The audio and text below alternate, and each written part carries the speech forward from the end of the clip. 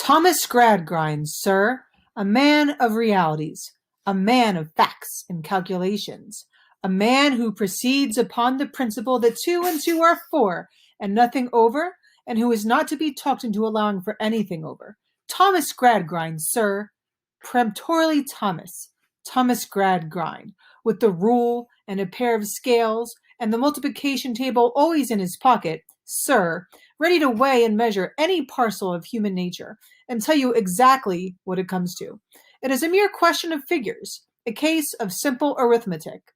You might hope to get some other nonsensical belief into the head of George Gradgrind, or Augustus Gradgrind, or John Gradgrind, or Joseph Gradgrind, all superstitious, non-existent persons, but into the head of Thomas Gradgrind? No, sir. In such terms, Master Gradgrind always mentally introduced himself, whether to his private circle of acquaintance or to the public in general. In such terms, no doubt, substituting the words boys and girls for sir, Thomas Gradgrind now presented Thomas Gradgrind to the little pitchers before him, who were to be filled so full of facts. Indeed, as he eagerly sparkled at them from the cellarage before mentioned, he seemed a kind of cannon, loaded to the muzzle with facts, and prepared to blow them clean out of the regions of childhood at one discharge.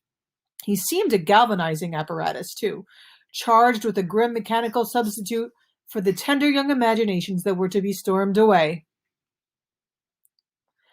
"Girl number 20, said Mr. Gradgrind, squarely pointing with his square forefinger.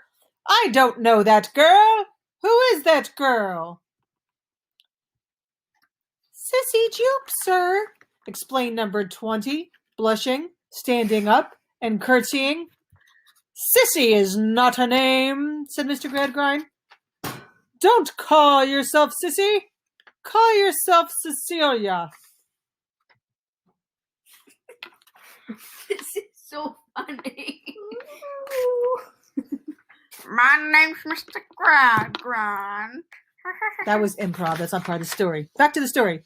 "Its father has called me Sissy, sir," returning the young girl in a trembling voice, and with another curtsy. "Then he has no business to it," said Mr. Gradgrind. "Tell him he mustn't. Cecilia Jupe, let me see. What is your father?" I have a bow tie. "He belongs to the horse riding, sir, if you please." Mr. Gradgrind frowned and waved up the objectionable calling with his hand. "We don't want to know anything about that here. You mustn't tell us about that here. Your father breaks horses, don't he?" "If you please, sir, when they can get any to break, they do break horses in the rig, sir." I like "You a bow mustn't tie. tell us about the ring here. Very well, then. Describe your father as a horsebreaker. He doctors sick horses, I dare say." "Oh, yes, sir." "Very well, then. He is a veterinary surgeon, a farrier, a horsebreaker. Give me your definition of a horse." Sissy Jupe, thrown into the greatest alarm by this demand. "Girl number 20, unable to define a horse," said Mr. Gradgrind, for the general behoof of all the little pitchers. "Girl number 20, possessed of no facts, in reference to one of the commonest of animals. Some boy's definition of a horse. Bitzer, yours." The square finger, moving here and there, lighted suddenly on Bitzer, perhaps because he chanced to sit in the same ray of sunlight. Oh, now he's in the sunlight. Which, darting in at one of the bare windows of the intensely whitewashed room, irritated Sissy. For the boys and girls sat on the face of the inclined plane in two compact bodies, divided up the center by a narrow interval. And Sissy, being at the corner of a row, on the sunny side, a few rows in advance, caught the end. But whereas the girl was so dark-eyed and dark-haired that she seemed to receive a deeper and more lustrous color from the sun, when it shone upon her, the boy was so light-eyed and light-haired that the same rays appeared to draw him out what little color he ever possessed. His cold eyes would hardly have been eyes, but for the short ends of lashes which, bringing them into immediate contrast with something paler than themselves, expressed their form. His short, cropped hair might have been a mere continuation of the sandy freckles on his forehead and face. His skin was so unwholesomely deficient in the natural tinge that he looked as though, if he were cut, he would bleed white. Hey, Mr. Gradgrind. Yes, what do you want? Bitzer, said Thomas Gradgrind, your definition of a horse. Quadruped, gramnivorous, 40 teeth, namely 24 grinders, 4 eye teeth, and 12 incisive, sheds coat in the spring, and marshy countries, sheds hoofs too, hoofs hard, but requiring to be shod with iron. All age known by marks in mouth. Thus, and much more, Blitzer. Now, girl number 20, said Mr. Gradgrind, you know what a horse is. She curtsied again, and would have blushed deeper if she could have blushed deeper than she had blushed all this time. Bitzer, after rapidly blinking at Thomas Gradgrind with both eyes at once, and so catching the light upon his quivering ends of lashes that they looked in the antennae of busy insects, put his knuckles to his freckled forehead, and sat down again. The third gentleman now stepped forth, a mighty man at cutting and drawing. He was a government officer. We don't have a puppet for him. Should we make one? Yes. Okay, stay tuned. Do you like my bow tie? Stay tuned for part 2. I have a bow tie. Okay, we now return with this gentleman here. Hi.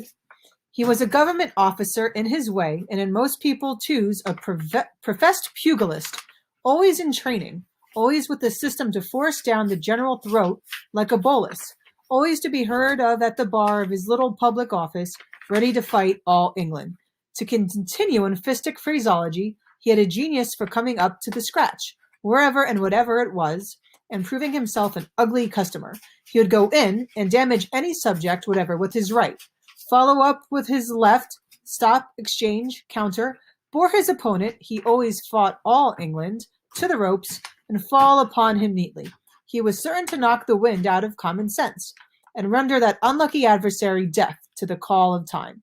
And he had it in charge from high authority to bring about the great public office millennium, when commissioners should reign upon the earth. Very well, said this gentleman, briskly smiling and folding his arms. That's a horse. Now let me ask you, girls and boys, would you paper a room with representations of horses?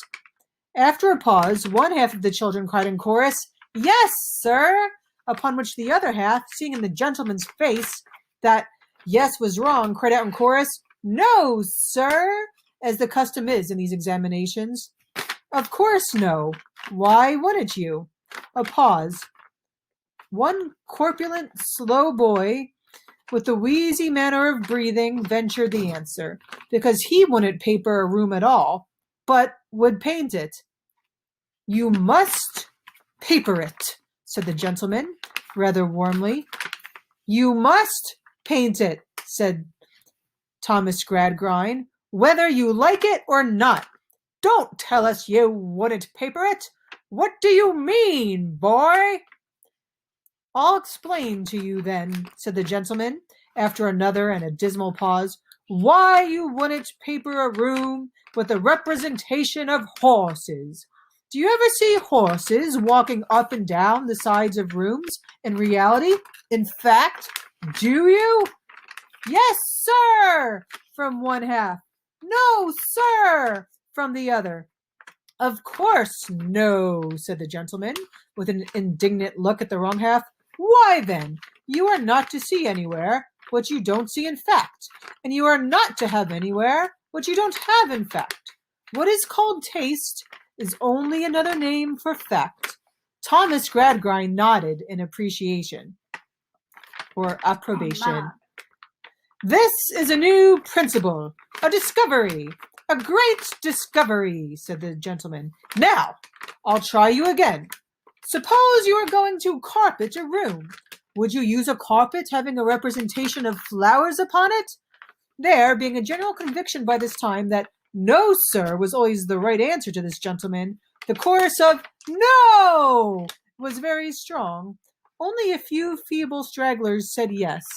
Among them, Sissy Jupe.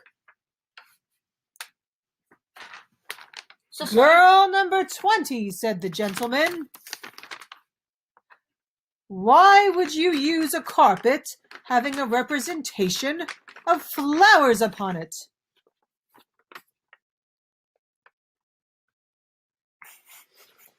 Girl number 20, said the gentleman, smiling in the calm strength of knowledge. Sissy blushed and stood up.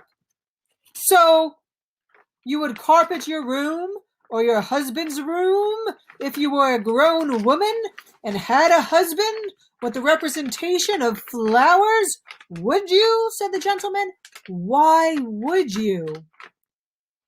If you please, sir, I am very fond of flowers, returned the girl. And is that why you would put tables and chairs upon them and have people walking all over them with heavy boots? It wouldn't hurt them, sir. They wouldn't crash and wither, if you please, sir. They would be the pictures of what was very pretty and pleasant, and I would fancy you are not, Cecilia Jupe, Thomas Gradgrind suddenly repeated, to do anything of that kind. Fact, fact, fact, said the gentleman, and fact, fact, fact, repeated Thomas Gradgrind. You are to be in all things regulated and governed, said the gentleman, by fact. We hope to have before long a board of fact, composed of commissioners of fact who will force the people to be a people of fact and of nothing but fact. You must discard the word fancy altogether. You have nothing to do with it. You are not to have, in any object or use of ornament, what would be a contradiction, in fact. You don't walk upon flowers, in fact. You cannot be allowed to walk upon flowers and carpets. You don't find that foreign birds and butterflies come and perch upon your crockery. You cannot be permitted to paint foreign birds and butterflies upon your crockery. You never meet with quadrupeds going up and down the walls. You must not have quadrupeds represented on walls.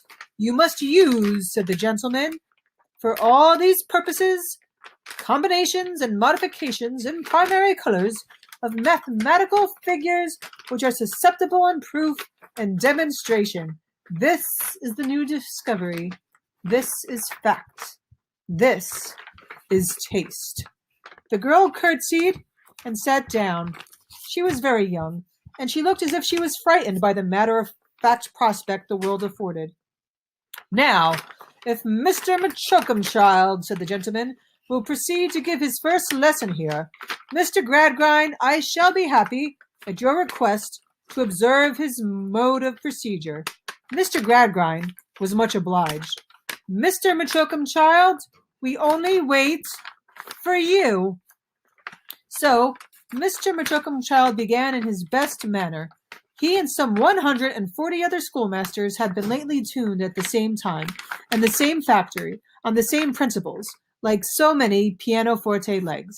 He had been pushed through an immense variety of paces, and had answered volumes of head-breaking questions. Orthography, etymology, syntax, prosody, biography, astronomy, geography, and general cosmography, the sciences of compound proportion, algebra, land surveying and leveling, vocal music, and drawing from models, were all at the ends of his 10-chilled fingers. He had worked his stony way into Her Majesty's most honorable privy, Council School B, and had taken the bloom off the higher branches of mathematics and physical science, French, German, Latin, and Greek.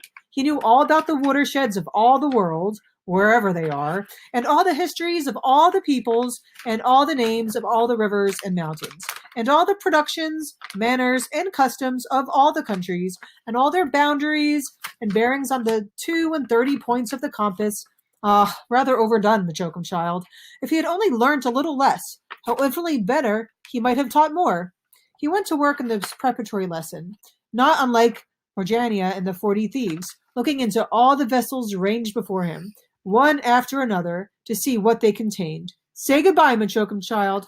When thy from boiling store, thou shalt fill each jar brim full by and by. Dost thou think that thou wilt always kill outright the robber Fancy lurking within, or sometimes only maim him and distort him? That's the end of chapter 2. Mom, look at the ground. Do you like my bow tie? It's a beautiful bow tie. Look at it. Look at my face. I'm mad. I'm mean. Yeah. Right, and And mustache. the puppets were all made by Me. Colton and Aurora. No. I created all of them. No, All right. that's not. I'm just kidding. All I right. only made Mr. Grind. The end.